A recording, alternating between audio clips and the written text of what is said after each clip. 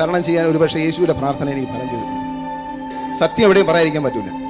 യേശു ദൈവമാണ്. ഒരുപാട് സഹായങ്ങൾ ചെയ്യുന്ന നമ്മൾ ദൈവത്തെ അറിയണം, ദൈവത്തിനോട് ജീവിക്കണം. പുറത്ത് തീമഴ പെയ്യുന്നു എന്ന് പറയുമ്പോൾ ഒരു വിശ്വാസി പറയും, അതവിടെ പെയ്യട്ടെ, എനിക്ക് മുകളിൽ ദൈവം ഒരു കുട പിടിച്ചിരിക്കുകയാണ്, ആ കുട തകർക്കാൻ ഒരു തീമഴയ്ക്കും കഴിയില്ല.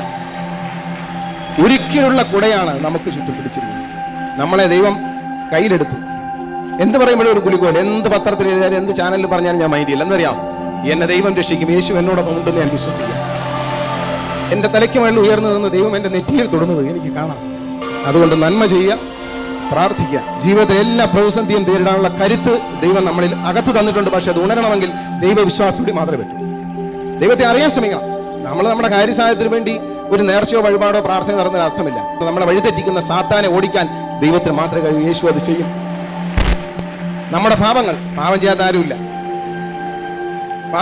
പാപം ഏത് ശരിയേത് തെറ്റേതെന്ന് തിരിച്ചറിവ് വളരെ ആപേക്ഷികമാണ്. കാരണം ഓരോരുത്തരുടെ കാഴ്ചപ്പാടിൽ ഒരു കാര്യം തെറ്റായിരിക്കാം, മറ്റൊരാളുടെ കാഴ്ചപ്പാടിൽ അതേ കാര്യം ശരിയായിരിക്കാം. നമ്മൾ നാട്ടിൽ പറയും, ഒരു പഴഞ്ചൊല്ലുണ്ട്, അമ്മയെ തല്ലിയാലും 2 അഭിപ്രായം. ഇവിടെ 2 അല്ല 6 അഭിപ്രായമുണ്ട്. പക്ഷേ അതൊന്നുമല്ല ദൈവം തിരിച്ചറിയും. നമ്മുടെ തെറ്റുകളും ശരികളും നമുക്ക് പോലും തിരിച്ചറിയാൻ കഴിയാത്തപ്പോൾ ആ തെറ്റുകളെ നമുക്ക് ബോധ്യപ്പെടുത്തി തന്ന് നമ്മളെ പ്രതിസന്ധികളിലൂടെ നടത്തുമ്പോൾ ദൈവം നിങ്ങളെ കൂടുതൽ സഹായിക്കുന്നു എന്നാണ് വിശ്വസിക്കുന്നത്. നമ്മൾക്ക് വേണ്ടി ഈ സമൂഹത്തിൽ ജീവിക്കുന്ന, നമുക്ക് മുൻപും പിൻപും ഇപ്പോഴും ഇനി ജീവിക്കാൻ പോകുന്നവരുമായ മനുഷ്യന്റെ പാപങ്ങളെ ഏറ്റുവാങ്ങിക്കൊണ്ട് ക്രൂശിലേക്ക് പോയ യേശു 3-ാം നാൾ ഉഴുത്തെഴുന്നേറ്റ് സ്വർഗത്തിലേക്ക് പോവുകയല്ല, നമ്മുടെ ഇടയിലേക്ക് ഇറങ്ങി വന്നു എന്നതാണ് സത്യം. വളരെ വേഗത്തിൽ നമ്മൾ മുന്നോട്ട് പോകുമ്പോൾ ദൈവത്തെ തട്ടിമാറ്റും. കാരണം നമ്മുടെ മുമ്പിൽ സാത്താൻ മാടി വിളിക്കുകയാണ്, ഓടുകയാണ് നമ്മളോട്.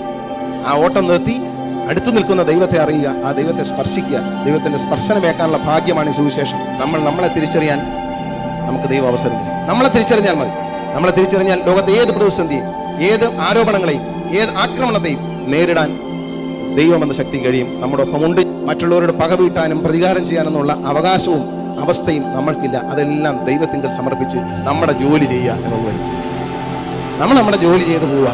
മറ്റുള്ളവർ എന്ത് വേണോ പറയട്ടെ. ഞാൻ പറയാലോ, പുറത്ത് തീമഴ പെയ്യുമ്പോഴും അകത്ത് ദൈവം നൽകിയ കുടക്കീഴിൽ, ദൈവം തീർത്ത ഒരു പന്തലിനുള്ളിൽ ഇരുന്നു കൊണ്ട് നമുക്ക് ദൈവത്തെ പ്രാർത്ഥിക്കാം.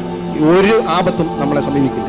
ജീവിതത്തിൽ പ്രതിസന്ധി ഇല്ലാത്ത മനുഷ്യനില്ല, വേദനകളില്ലാത്ത മനുഷ്യനില്ല, തെറ്റുകൾ ചെയ്യാത്ത മനുഷ്യനില്ല. അതുകൊണ്ട് നമ്മൾ ചെയ്തതെല്ലാം നല്ലതും ചീത്തയും ദൈവത്തെ സംരക്ഷിക്കുന്നു. ഞാൻ യേശുവിൽ വിശ്വസിക്കുന്നു, ദൈവത്തിൽ വിശ്വസിക്കുന്നു. അതിൽ ഞാൻ അഭിമാനം കൊള്ളുന്നു. അതിലൂടെ മാത്രമാണ് എൻ്റെ ഉയർച്ച.